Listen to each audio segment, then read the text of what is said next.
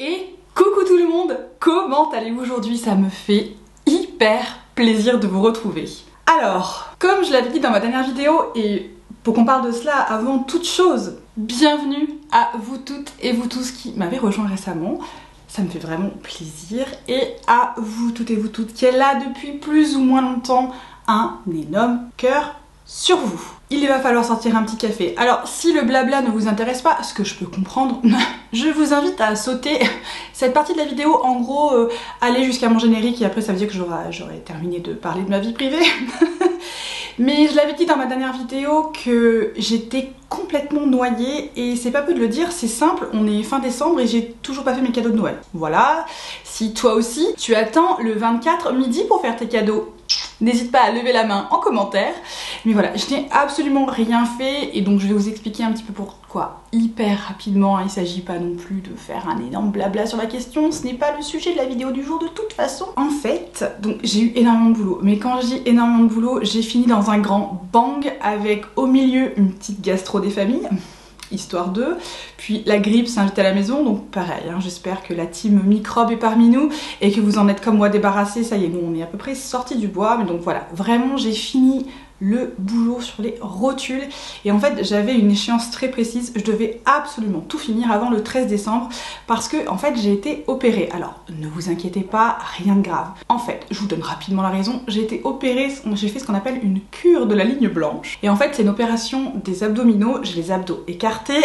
Merci les enfants. Et j'ai eu il y a 2 ans une hernie, donc j'ai une hernie en fait qui traîne depuis longtemps, mais en fait elle s'est étranglée. Et c'est quand même du coup une raison pour faire l'opération, parce que quand on a une hernie, on peut très bien vivre avec une hernie sans jamais se faire opérer. Mais moi la mienne s'est étranglée. Et du coup les risques de récidive sont très élevés dans ces cas-là. Et j'aurais dû être opérée en avril 2020. Voilà, on sait ce qui s'est passé entre temps. Comme ce n'est pas une chirurgie d'urgence, ça a été repoussé. Et finalement elle a été programmée là pour le 13 décembre. Donc elle a eu lieu. Tout s'est bien passé, mais comment vous dire, j'ai pas d'abdominaux là, enfin dès que je rigole, donc j'essaie de parler, dès que je tousse, éternuer, oh mon dieu, éternuer, c'est toute une épopée, enfin c'est très difficile. Donc là ça fait un peu plus d'une semaine que l'opération s'est déroulée et ça va mieux, c'est-à-dire que même être assise c'est pas complètement facile pour moi, donc là ça va, je pense que le temps de la vidéo ça va le faire et après j'irai m'allonger rapidement. Mais bon, j'ai quand même pris un petit café à partager avec vous parce que franchement ça m'avait tellement manqué. On est là aujourd'hui pour parler bien sûr d'une de mes hyper grandes potes qui a été avec moi, elle a pris de mes nouvelles, elle m'a envoyé des petites fleurs, non c'est pas vrai hein, je déconne, mais bien évidemment on va parler de Natacha Denona, notre hyper grande copine Natacha, et je vous avais proposé dans ma dernière vidéo éventuellement de classer, de faire un nouveau classement de mes palettes de chez Natacha parce qu'il y a eu beaucoup de sorties cette année et vous étiez hyper nombreuses à être là genre ah oui carrément on veut un petit classement. Et comme c'est la fin de l'année et que c'est un petit peu le moment où on classe les choses, on fait un bilan de l'année écoulée sur les objectifs qui n'ont pas été remplis, sur les envies qu'on n'a pas su combler, c'est le moment de faire le bilan. On va faire un petit bilan pour Natacha et on va classer ses palettes. Alors vous savez combien c'est difficile pour moi de classer mes palettes, notamment celles de mes chouchoutes. Natacha, c'est peut-être celle où j'ai le plus de mal à classer, donc j'ai un peu triché. Il y en a qui sont à la même place parce que j'étais pas capable de les départager, c'était pas possible. C'est comme dire quel est ton enfant préféré. Je ne peux pas répondre à cette question sans créer une tempête familiale. Vous voyez ce que je veux dire? C'est pareil avec mes palettes. Oui, j'exagère, mais c'est parce qu'on voilà, sur le ton de la bonne humeur. Donc on va classer mes grandes palettes. Je ferai un classement de mes mini parce que je ne peux pas mettre mes mini au niveau de mes grandes. Je peux pas les intercaler tout simplement parce que les mini c'est un autre concept que les grandes palettes, ça répond à un autre besoin et je peux pas les mettre ensemble. Donc je ferai bien sûr un petit classement de mes mini, mais là je voulais commencer par les grandes parce que c'est le plus gros morceau pour moi. Et il y a peut-être des choses qui vont vous surprendre. Il y a des palettes qui ont été un petit peu détrônées de leur place, donc on va voir maintenant tout cela ensemble.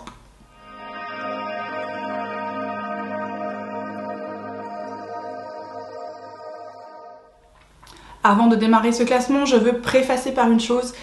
Il n'y a aucune palette de chez Natacha que je déteste. En tout cas pas dans les grandes. Il y en a qui m'ont franchement déçue. Et ensuite, j'ai une certaine préférence par rapport à Natasha Denona. Je connais la marque depuis très longtemps. Depuis, je pense, un peu comme Pat McGrath. En fait, je connais cette marque depuis avant son éclosion sur le marché européen. On va dire, je la connaissais d'avant, en fait. Et peut-être que si une vidéo vous intéresse, comme ce que j'ai pu faire pour Pat McGrath, avec ce que je vous partage un petit peu de ce que Natasha Denona et sa marque est en train de devenir, n'hésitez pas. C'est une idée qui est en train de progresser.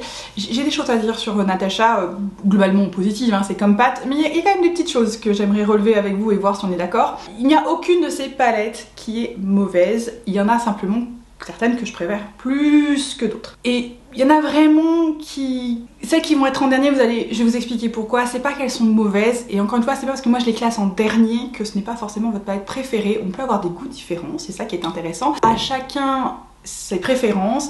Moi, les miennes sont très précises pour Natasha Denona. Je les avais déjà partagées et je vous ferai part de ça dès qu'on arrivera à ce sujet-là dans cette vidéo. Alors, j'ai au total 22 palettes. Et je ne parle que des grandes, je ne parle pas des mini. Donc, je vous laisse imaginer le nombre de palettes de chez Natasha Denona que j'ai. Donc, j'ai 22 grandes palettes. Alors, quand je dis grandes palettes, c'est aussi bien ces formats midi que ces formats que moi j'appelle normaux. Parce que c'est pas que ces grands formats, parce qu'elle avait aussi des grands formats. En fait, j'en ai classé 20. Vous voyez, j'ai triché. J'en ai compacté à des places parce que je ne pouvais pas... Il y a des palettes que je ne pouvais pas départager. Pour moi, elles sont beaucoup trop similaires pour que je puisse leur mettre des places différentes. Ça a été très simple pour moi de faire les 5 dernières. Ça a été très simple pour moi de faire les 5 premières. Par contre, tout ce qui est au milieu, et ça vaut pour tous mes classements, c'est vraiment le classement du jour. Je fais ça dans 2 mois. Il est très probable que mon classement change parce que là, on est en hiver. Donc j'ai une certaine envie pour les looks, des certaines color stories qui m'attirent plus que d'autres, qui m'attirent moins en été ou moins au printemps. Donc voilà, prenez bien ça en considération. C'est mon classement là, maintenant, tout de suite, à la fin 2022. Bien évidemment, c'est quelque chose qui peut évoluer avec le temps. À la 20e place. Et je pense que je mettrai un compteur pour la place parce que ça, c'est un truc où je vais me tromper au bout d'un moment. Je vais être là, 12, voilà, je saurai plus. Donc, à la 20e place, et je suis très triste de la mettre à cette place-là parce que mes attentes pour cette palette étaient énormes. Et il s'agit, sans beaucoup de surprise pour moi, mais peut-être un peu de surprise pour vous, de sa dernière sortie, à savoir la Retro Glam palette. J'avais pour cette palette, regardez, bon, alors la Color Story est cohérente avec la mini rétro. Les partagés lors de ma revue de cette palette, j'adore la mini rétro, c'est probablement une de mes mini préférées. Donc spoiler pour mon classement des mini, je l'ai pas encore fait un classement, je l'ai pas encore filmé, mais j'ai déjà une idée de quelles mini vont être les premières et il est probable que la mini rétro termine assez haut. Par contre celle-ci, la Retro Glam, en fait c'est surtout par rapport à l'attente que j'avais de cette Color Story, de la grande version de la mini et la réalisation. Déjà c'est un format midi et je l'ai dit et je le redis, ce n'est pas mon format préféré chez Natasha Denona. Les formulations qui sont dans les midis ne sont pas les formulations que je préfère, notamment au niveau des métallisés et des fards un petit peu pailletés. Les mats en soi ça va, elle nous met souvent des crèmes à poudre dans ces midis. C'est pas ces crèmes à poudre les plus intenses, à savoir les plus foncées quand je dis ça, quand c'est...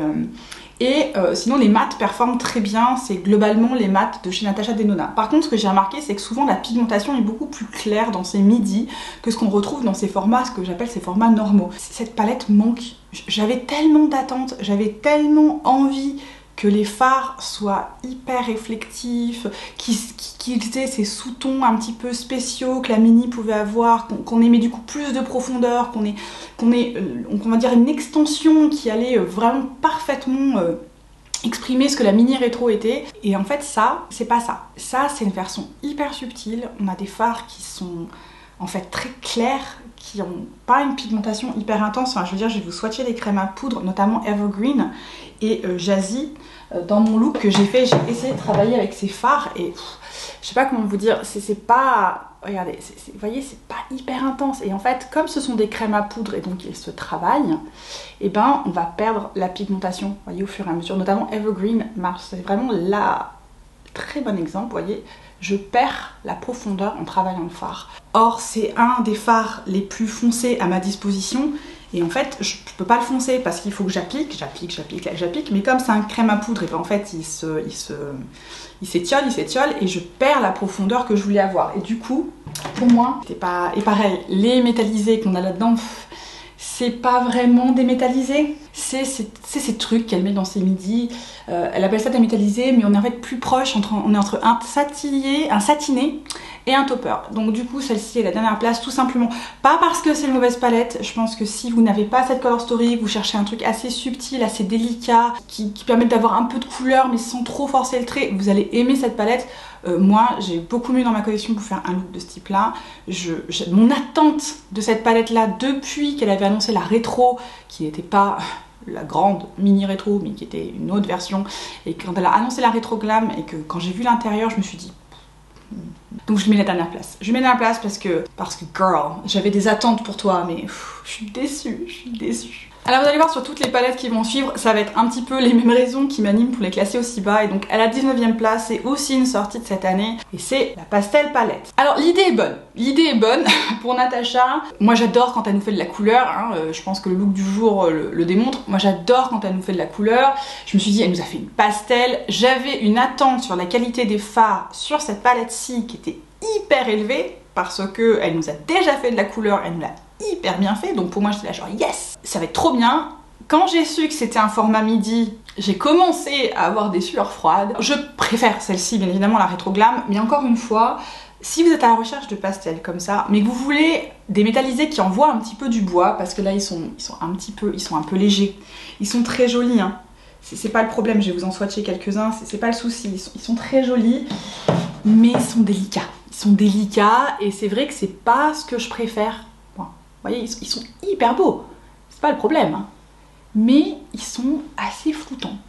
Alors là, sur la lumière, à fond les ballons, ils envoient du lourd, mais dès que vous les mettez, en fait, dès que vous les travaillez un petit peu sur la paupière, en fait, ils sont plus floutants qu'ils ne sont scintillants ou lumineux. Et du coup, c'est vrai que c'est pas ce que je préfère, moi, pour mes... Ça, c'est vraiment, c'est très personnel, c'est une sorte de préférence personnelle. Moi, j'aime que mes métallisés, ou mes toppers, ou mes scintillants, ils envoient un petit peu... ils flashent un peu, genre plic, plic, plic. Et là, c'est plutôt genre... Vous voyez, c'est très très léger. Là, elle est assez placée tout simplement parce que j'aurais aimé que ce soit au format normal. Ça, au format Circo Loco, ça aurait été, je pense, absolument sublimissime. Elle nous l'a fait au format midi, du coup on va avoir des teintes qui sont un peu plus légères, avec une pigmentation qui est un petit peu moindre, et du coup ça manque un peu. Si vous êtes à la recherche d'une pastel qui vraiment est comme ça, mais qui envoie, je vous conseille la Glamlite Ice Cream Dream. Je sais pas si elle est en stock en ce moment, mais elle revient souvent en stock. Vous pouvez la trouver par exemple chez Boozy Shop. Je vous la conseille à 10 000%. C'est ce que j'aurais aimé trouver en termes de pigmentation et d'intensité dans celle-ci et que j'ai pas. Et du coup, ben, voilà, elle est à cette place-là, pas parce qu'elle est mauvaise, mais parce qu'elle m'a un petit peu déçue. Et ça, c'est vraiment moi, hein. C'est mes attentes versus ce qui est proposé. À la 18e position, et j'ai envie de dire là, on arrive dans la partie où c'est vraiment une histoire d'humeur du jour. C'est donc la Zendo Palette. Alors vous voyez, elle a un fond très réflectif, ça va un petit peu, je pense, aveugler la caméra, donc je vais la pencher un peu pour pas que ça reflète trop. Alors la Zendo, en fait je l'aime bien là-dessus. Je trouve que à la limite on a une belle profondeur dans celle-ci. Le seul problème de la Zendo, et je l'avais dit quand j'avais fait ma revue, c'est combiner un look avec cette palette-ci. C'est vrai que ce qui est difficile, c'est que on a un côté qui est très chaud et on a un côté qui est très froid, et ça peut être assez boueux si on ne sait pas bien mélanger les couleurs. Moi je suis pas une experte, et du coup la Zendo, j'hésite toujours à la sortir pour faire cette association, parce que pour faire un look uniquement chaud ou un look uniquement froid, j'ai d'autres palettes pour faire ça, c'est pas forcément celle à laquelle je pense. Celle-ci je vais y penser plutôt pour la combinaison, mais ça me demande tellement de travail mental pour faire cette combinaison que du coup je la sors moins souvent que les autres, et c'est pour ça qu'elle a cette place là. La qualité est très bonne. Je préfère dans un sens la qualité de ça à la Rétro Glam, je sais pas pourquoi. Il y a quelque chose ici notamment sur les crèmes à poudre et les mats qui ont une belle intensité qu'on retrouve pas sur d'autres midis. Par contre, vous voyez, pareil, les métallisés sont plutôt des satinés, du coup ça fait des looks assez floutés, ce que j'aime bien, mais ce qui n'est pas ce que je préfère tout le temps. Donc elle est à cette place-ci tout simplement parce qu'elle est pas mal. Voilà, elle est pas horrible, mais elle est pas mal. La palette suivante, et là c'est vraiment juste une histoire de teinte. Je me suis rendu compte à l'utilisation, et ça des fois c'est vrai que ça prend du temps, et pareil, je peux pas vous la montrer de près parce que le packaging de toutes ces midis là sont hyper réflectifs, mais c'est la Glam. Alors la Glam, je sais qu'elle est très populaire pour beaucoup de personnes. L'idée derrière la Glam, je trouve, était hyper intéressante, c'était de rendre une color story, donc déjà c'est une color story plutôt à ton froid, et ensuite où on n'avait pas de nom de phare, mais on avait des phares avec des vocations, à savoir c'est pour le coin interne, c'est pour smoker le ras de cils, c'est pour la paupière, enfin bon, en soi c'était pas mal. Ce que je reproche un petit peu à cette palette, alors il y a deux choses. La première, c'est que ça, c'est pas pour tous les teintes de peau, hein. Clairement, c'est destiné à des gens comme moi.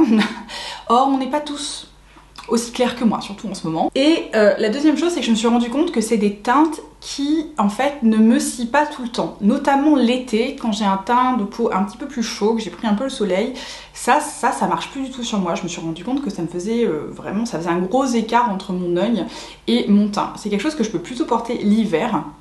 Et ensuite, l'hiver, j'ai plutôt envie de couleur. Du coup, la pauvre, elle a pas vraiment sa place. Donc celle-ci, je l'utilise vraiment quand je veux faire l'hiver, parce que je m'en sers que l'hiver, quand je veux faire un look assez rapide, avec plutôt les teintes chaudes, assez marrantes de cette palette. Je me suis rendu compte que si j'utilise vraiment que du ton froid, en fait j'ai l'air un peu malade, ça ne me va pas, et en fait ça ternit mes yeux verts, c'est assez marrant, et ça c'est à l'utilisation que je m'en suis rendu compte, et c'est pour ça qu'elle est aussi basse, c'est simplement que je pense que pour moi, c'est pas la meilleure palette. Par contre, si vous voulez un look neutre, facile, rapide, elle est top pour ça.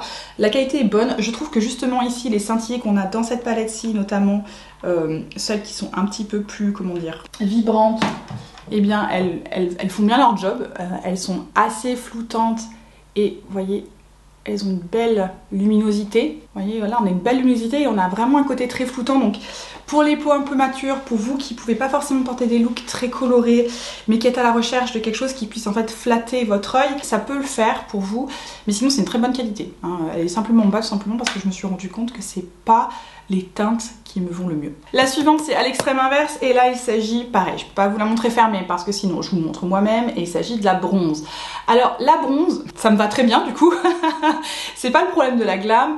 Le truc de la bronze, elle est là tout simplement parce qu'elle est très très monochromatique. En fait, je me suis rendu compte que j'ai toujours le même look avec cette palette. Je m'en sers comme ça, c'est-à-dire que si je veux un look un peu bronzy, un peu doré, qui met bien en avant mes yeux verts, je vais sortir la bronze, je m'en sers comme ça, mais c'est tout ce que je peux faire avec. Je peux pas vraiment varier ce que je fais avec cette palette, tout simplement parce qu'elle est vraiment trop monotone. Et puis ensuite, les mats qu'on a à disposition, et notamment en fait ici cette diagonale là, enfin ces trois mats là, franchement pour voir la différence entre les trois, il faut être un expert, surtout une fois que c'est mélangé.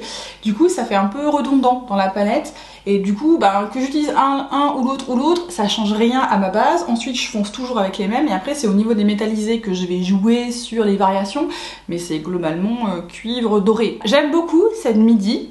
Par rapport à celle que j'ai déjà présentée, je la préfère, mais elle est un peu trop mono-look pour toute une palette. La palette qu'on a ensuite, et là elle est juste au-dessus, vous allez voir pourquoi, il s'agit de la Sunrise Palette. Alors elle est juste au-dessus de la bronze, tout simplement parce que je trouve que je peux avoir des looks un petit peu plus différents avec celle-ci qu'avec la bronze, hein. Globalement ça se joue à ça, parce qu'au niveau de la formulation c'est un petit peu similaire.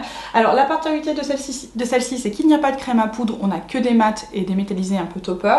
J'aime beaucoup la sélection des mats qu'on a ici, je trouve, j'aime beaucoup cette palette, mais elle est très estivale pour moi, et donc du coup elle est dans le bas du classement parce que je m'en sers pas spécialement en ce moment. Je m'en suis pas mal servi cet été, je l'ai redécouverte en fait cet été, je l'avais un peu oubliée et je l'aime beaucoup. C'est simplement qu'en ce moment je pense pas à sortir cette color story là, c'est pas mon jam du moment.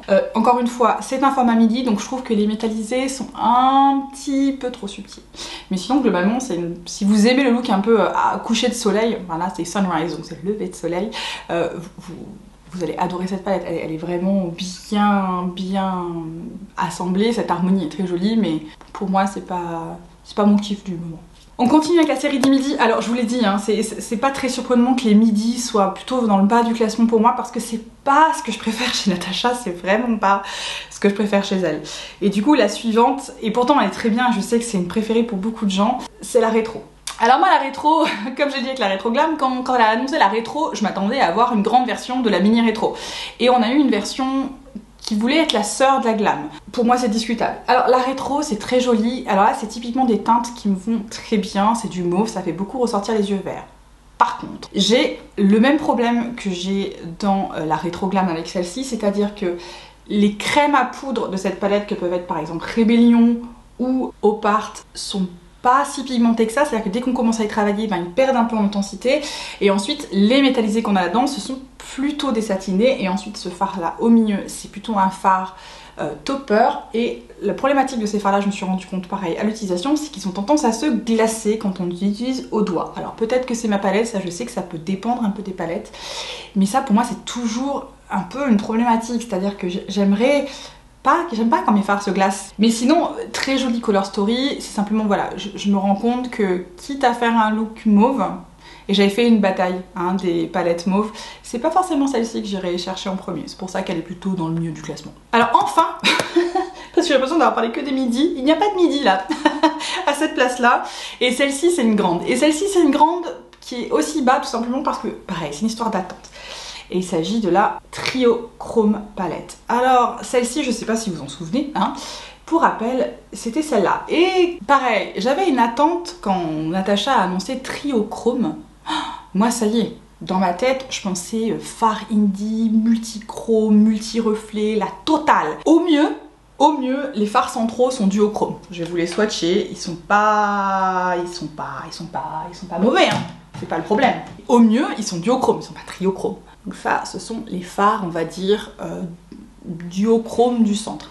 Alors en plus c'est marrant, nous les a sortis en même temps qu'elle a sorti en fait ces fards, vous savez, liquides, et donc notamment Scarab, on a une version liquide qui est beaucoup plus intense que celle-ci, qui est beaucoup plus jolie d'ailleurs je trouve.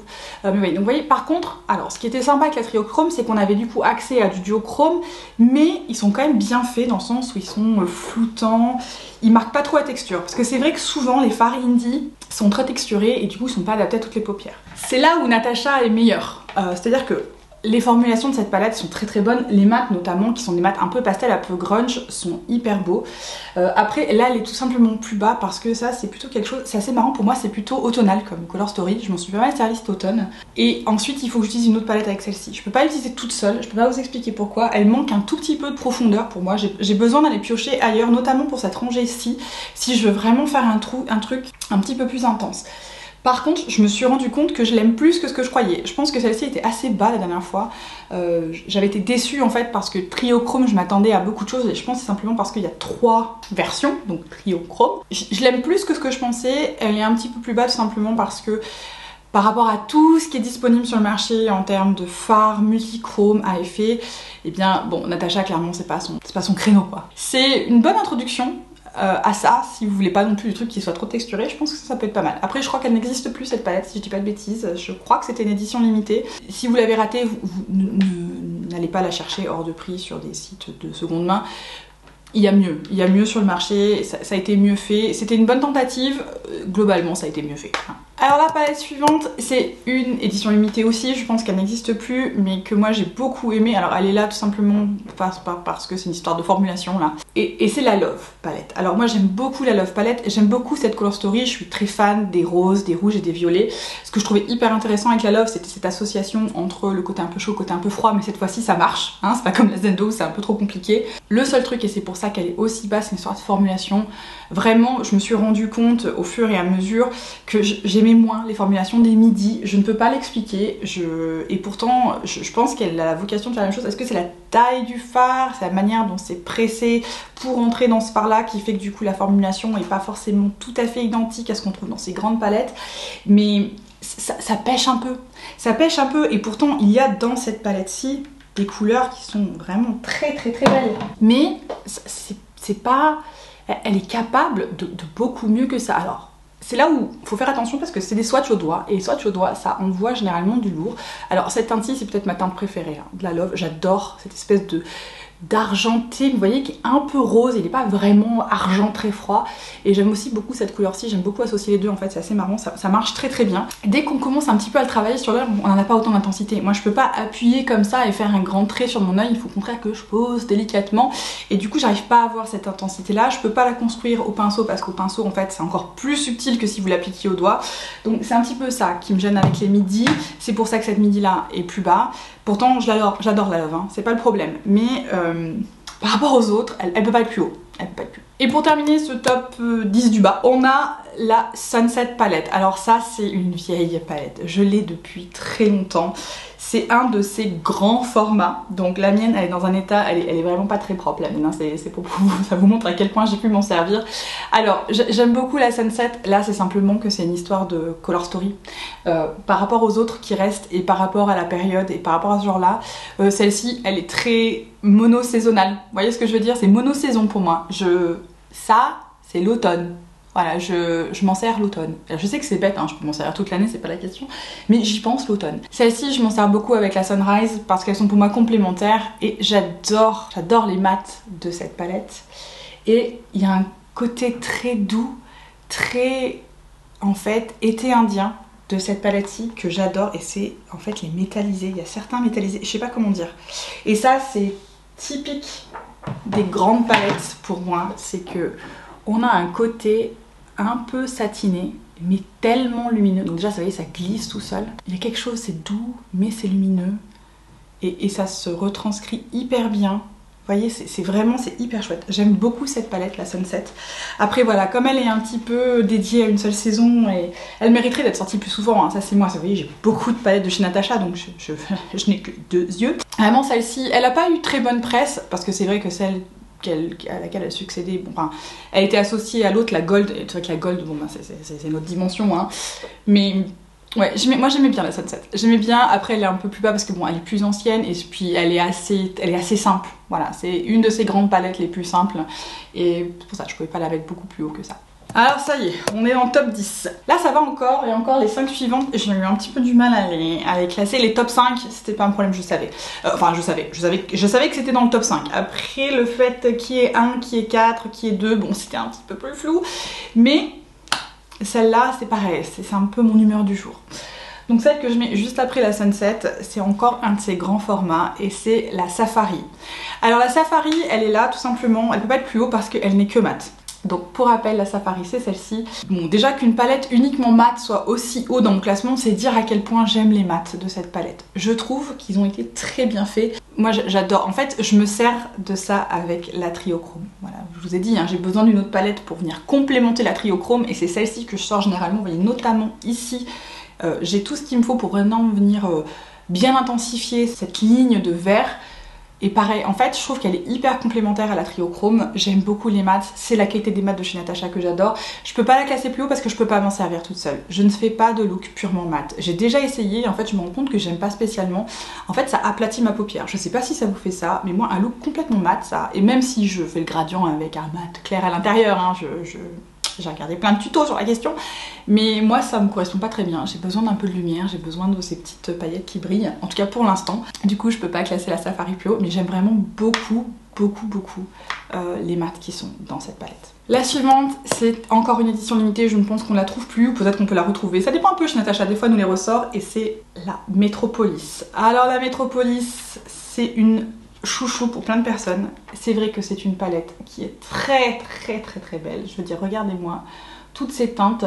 C'est là où on a commencé à avoir les prémices des midis, parce que vous voyez, le format de ces fards est plus petit que dans ces grandes, et en fait on est sur la taille de ce qu'on a dans les midis. Donc c'était un peu le prémisse des midis, sans être une midi, parce que la Metropolis était très chère, hein, c'est pas le prix d'une midi.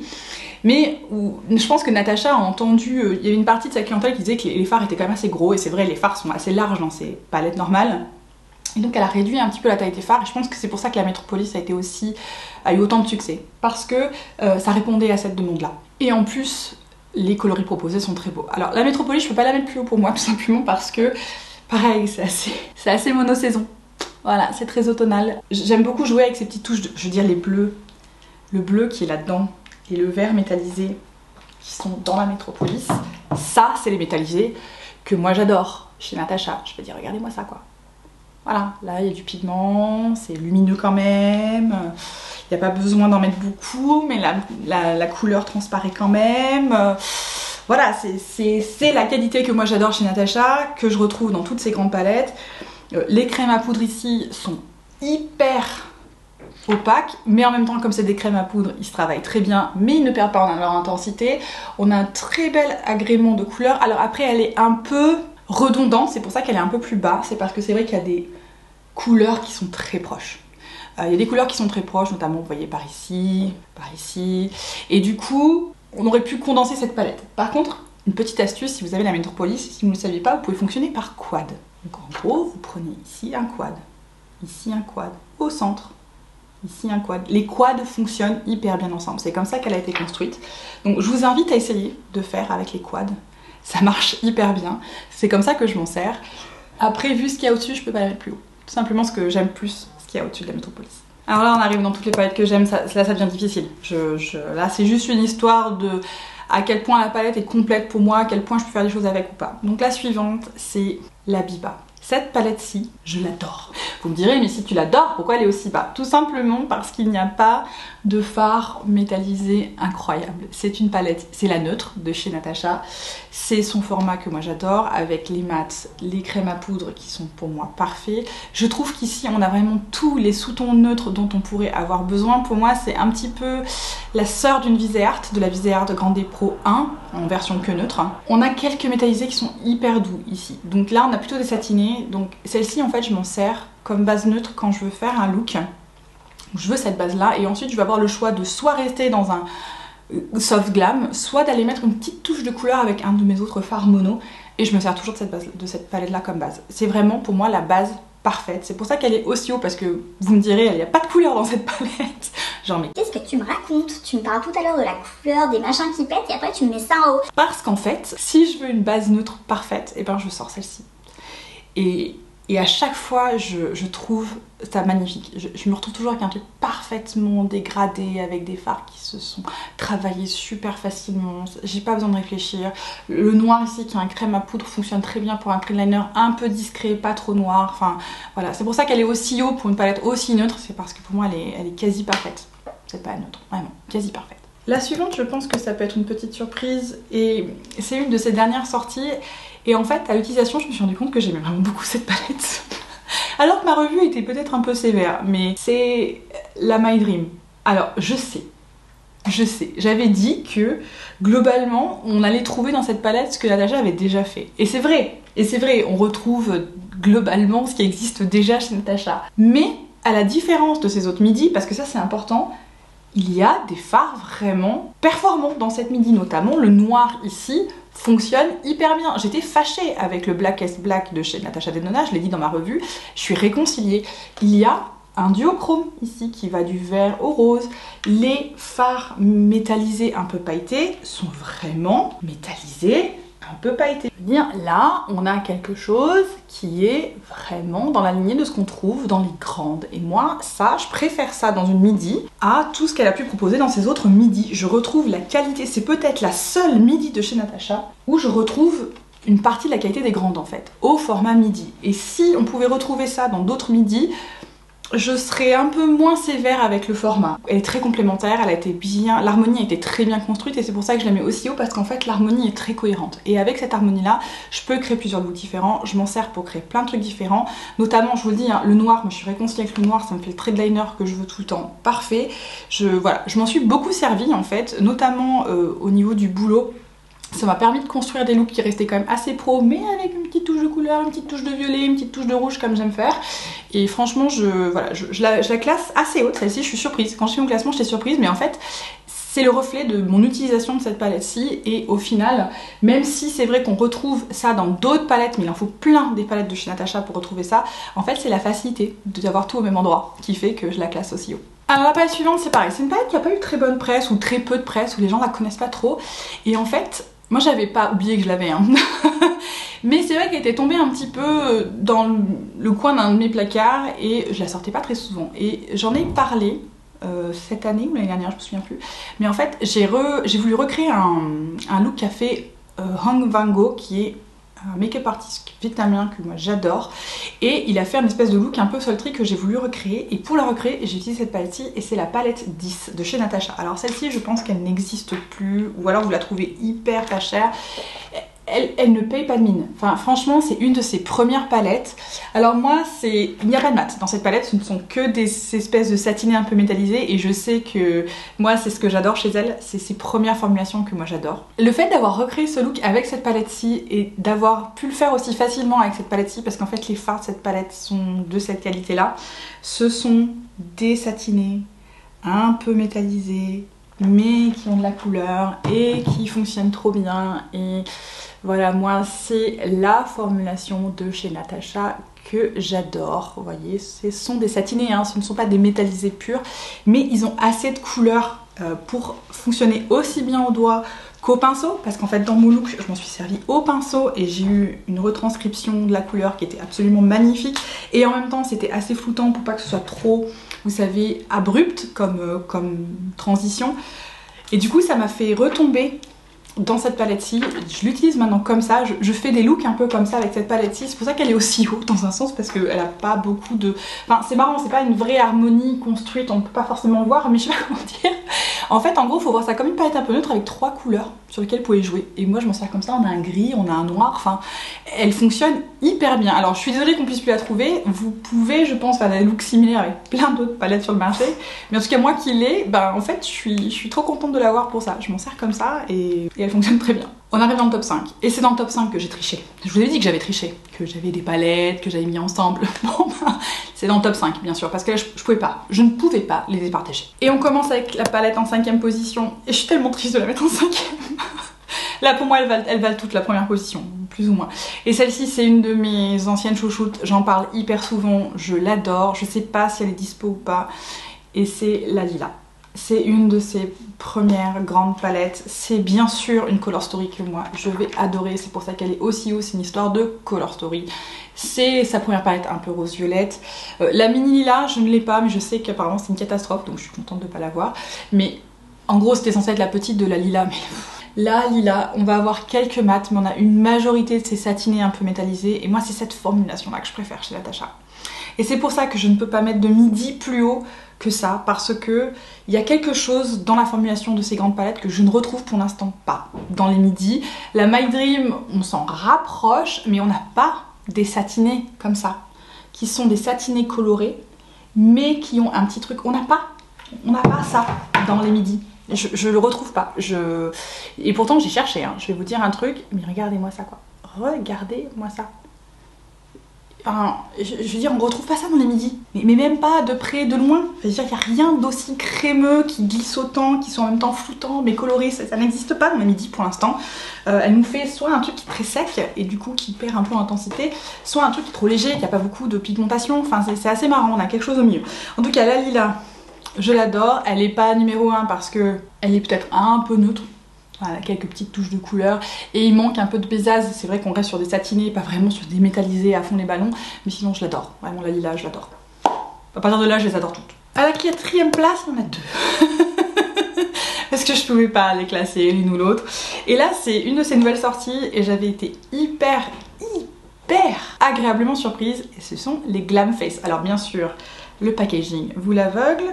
Donc là, c'est la version dark. Alors, il y a un blush et un highlighter hein, dans chaque de ces palettes, ce qui fait aussi qu'elles sont aussi hautes parce que j'adore les blushs et les highlights de ces palettes-ci. Si elles pouvaient nous les faire tout le temps, ces formulations, je suis pour. Et ça, c'est la version claire dans ces Glam Face. Alors déjà, moi j'adore le blush et l'highlight de ces palettes. Mais alors, les fards à paupières qui sont là-dedans, notamment les métallisés, et c'est ça qui fait qu'elles sont si hauts. Ce sont les métallisés de ces palettes. Je vais vous swatcher les métallisés de la dark et de la light. Donc ça c'est dans la light. Regardez-moi ça. Et ça c'est dans la dark. Oh là là.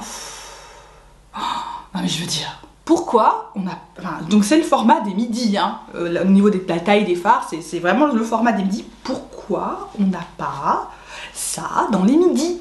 Pourquoi on n'a pas cette qualité-là de fard métallisé dans les midis? Si on avait la qualité, la formulation de ces fards-là dans les midis, mais toutes les midis seraient numéro 1. Ils sont incroyables ces fards métallisés. Les mats sont très bons, c'est les mats qu'on retrouve généralement chez Natasha. Il n'y a pas de crème à poudre hein, dans les formats Glam Face, c'est des mats et 2 métallisés, 3 mats, 2 métallisés, un blush et un highlight. Et la formulation des highlights aussi est absolument magnifique. Donc pourquoi on ne retrouve pas ça, cette formulation-là, dans des palettes? Alors, bien sûr, comme ce sont des palettes qui ont aussi des blushs, je les sors un peu moins souvent parce que je pense pas... En fait, moi, mon cerveau est branché d'une certaine façon. Je pense yeux, puis je pense visage. Je pense pas les deux en même temps. Donc, généralement, celles-ci, je les associe parce que j'aime bien créer un look pour les yeux avec le gradient combiné des deux. Mais moi, j'adore les blushs, les highlights de ces palettes-là. Hyper bonne sortie pour moi. C'est sûr que j'aurais préféré peut-être une palette avec que des fards et une palette avec que des blushs. Mais sinon, franchement, excellente. Elle mérite largement d'être dans le top 5 parce que c'est peut-être une des meilleures formulations qu'elle ait pu nous faire qui soit pas dans ces grandes palettes. Ah, donc à un format, un prix qui est beaucoup plus intéressant. Donc moi, si vous n'avez pas encore eu l'occasion, je ne sais pas si elles sont encore disponibles, mais si c'est le cas, moi je vous les conseille à 100%. À la 3e position, et ça me déchire le cœur, pareil de pas la mettre numéro 1. C'est une... Je sais pas si elle est dispo ou pas ou plus, parce que Natacha, voilà, elle nous fait des trucs avec son catalogue, les trucs disparaissent, puis ils reviennent, puis disparaissent, puis ils reviennent. Mais à la 3e position, c'est la Gold. Alors pareil, le packaging vous aveugle. La mienne est hyper vieille, je l'ai depuis hyper longtemps, mais je l'adore, elle performe toujours très bien, je la ressors super souvent. Celle-ci, bon bien évidemment, elle me fait plutôt penser à l'hiver, c'est aussi pour ça qu'elle est aussi haut, hein. Alors elle serait haute de toute façon celle-ci parce que je l'adore, mais elle est encore plus haute l'hiver parce que c'est une color story typiquement festive où je peux aller dans les verts, où je peux rester dans les dorés, les fards mat fonctionnent trop bien. On a ici un crème à poudre qui est parfait pour venir jouer ici avec les verts, ces teintes un petit peu, enfin je veux dire, la Gold. Elle a sorti récemment une Baby Gold où il n'y a que 3 fards et du coup ça m'a inspiré pour créer le look que doré. Oh, magique, magnifique. Bon, j'ai pas pris de photo parce qu'en ce moment je suis un petit peu un fantôme d'Instagram et de tout ce qui est réseau, tout simplement parce que j'ai pas d'énergie pour être assise, me maquiller, enfin bon, c'est toute une épopée, mais oh, la Gold. Mon dieu que j'aime cette palette. Elle est parfaite pour moi, enfin elle a la bonne dose de neutre, mais quand même de la couleur, mais quand même des trucs qui jettent, mais pas trop, enfin mérite largement sa place. Elle mériterait d'être numéro 1 bien sûr. À la seconde position, il y a 2 palettes. Je peux pas les séparer. Je peux pas les séparer. Je crois que dans mon dernier classement, je les avais séparées. J'avais dit que c'était interchangeable. Donc voilà, c'est interchangeable. Je les aime autant l'une que l'autre. Et ce sont les très grandes palettes. C'est pareil, ce sont parmi ces premières. Ce sont les fards 28. Donc ici, on a la verte marron que j'aime beaucoup, qui a une place toute pareille dans mon cœur. Alors dans ces palettes-ci, on a quelques mats, mais on a une majorité de satinés. Vous voyez, ce sont ces grands fards un peu satinés qui vous donnent de la couleur, mais c'est floutant, mais ça brille quand même. J'adore, franchement j'adore, je suis ultra fan de ces grandes palettes. Et en ce moment, alors celle-ci, je crois que la dernière fois je l'avais placée en premier, en ce moment j'ai une petite préférence, et vous voyez, c'est vraiment c'est vraiment une histoire de saison pour la bleu-violette. Alors... est-ce que ça vous surprend, hein? Non, en ce moment je suis dans... Puis voilà, hein, je suis dans une phase un peu bleu-violette et... Oh. Donc vous voyez que j'aime particulièrement le doré, l'argenté ici. Il a un peu subi, mais oh là là, enfin je veux dire... écoutez, je vous les swatch parce que celle-ci aussi, il faut qu'on parle de ce qu'il y a à l'intérieur. Il y a quelque chose dans ces premières palettes de chez Natacha qui sont uniques. Qui sont uniques et qui vraiment méritent. Regardez-moi ça. Vous voyez ce que je veux dire? C'est pas votre métallisé satiné classique quoi. C'est Natacha, elle est capable de faire ces formulations là. Encore une fois, je suis dépitée qu'elle ne le fasse pas plus souvent, hein, ou qu'elle ne le retranscrive pas dans ses formats les plus abordables. Parce qu'il faut dire quelque chose par contre, hein. Ça c'est un format qui coûte très cher. Il y a 28 fards dedans de son ancienne formulation. Vous les trouvez très souvent en promo pendant Black Friday, c'est le moment où je conseille généralement de choper ces grandes palettes là, mais elles sont sublimes, je les adore, elles méritent, encore une fois, elles mériteraient d'être numéro 1. Hein. Et comme il faut une numéro 1, et là je pense qu'à ce niveau-là, il en manque qu'une dans la liste, qui est bien évidemment celle que je porte aujourd'hui, donc je pense que rien que ça, vous savez qui a gagné le prix de ma palette préférée de chez Natacha, et c'est bien sûr la Circo Loco. Cette palette. Elle est folklorique. On peut pas dire autre chose de la Circo Loco. Elle est folklore, c'est de la couleur, c'est pas du tout neutre. Mais alors, c'est la couleur parfaitement faite par Natasha Denona. Dans le format exactement celui où je retrouve toutes ces formulations. Et là-dedans, il y a de la couleur et c'est ce que je porte. Et regarde, enfin... Pour aujourd'hui, ce que j'ai utilisé, c'est que j'ai commencé avec ce rose-ci, puis je suis allée dans cette teinte-là, puis j'ai foncé avec un métallisé bleu, parce que ça c'est possible, et ensuite je suis allée mettre cette teinte-ci un peu rose, vous voyez, au centre, pour faire le côté un petit peu rose bonbon, parce que je voulais faire un petit rappel du rose, et j'ai bien évidemment mis un réaliste sur mon coin interne, qui est peut-être ma teinte préférée de cette palette. Donc je vais vous swatcher les métallisés que j'ai utilisés aujourd'hui. Vous ayez une idée, qui sont plus les couleurs que moi j'adore, qui sont des bleus violets, donc forcément, voilà, regardez-moi ça. Ça, c'est ça qui vaut de l'or chez Natacha Denona, c'est pour ça que moi j'adore, je suis prête à mettre le prix que peuvent avoir une bonne partie de ces palettes, notamment la Circo Loco qui est un grand format, donc qui était bien évidemment le prix le plus cher, hein, c'est plus d'une centaine d'euros, hein, les palettes de ce format-ci, mais oh, mon dieu que j'adore. je la sors hyper souvent. Et juste des fois, juste pour une des teintes, hein, pas forcément faire un look complet, mais quand je fais un look complet, mais c'est toujours un truc où j'ai plein de compliments, que j'aille dans les oranges, que j'aille dans les roses, que j'aille dans les bleus, que j'aille plutôt dans les violets. J'ai toujours plein de compliments sur mon look, ça marche toujours bien, j'ai jamais galéré. On a des mats, des crèmes à poudre, des métallisés, on a de tout dans cette palette. Vraiment, on a de tout dans cette palette, je l'adore. C'est pour ça qu'elle est numéro 1. Après, elle est aussi très festive, donc la saison fait aussi que je la mets peut-être plus haut. Peut-être qu'on serait au printemps ou à l'automne, je mettrais une des palettes 28 en premier et celle-ci serait un peu trop colorée pour le truc. Mais là en ce moment, elle est complètement... Enfin, je l'adore, je la sors particulièrement en ce moment. Je trouve que c'est une des meilleures qualités possibles chez Natasha et en plus, c'est vraiment de la couleur tellement bien faite, tellement facile à travailler. C'est Coloco number 1. Et on va conclure là-dessus.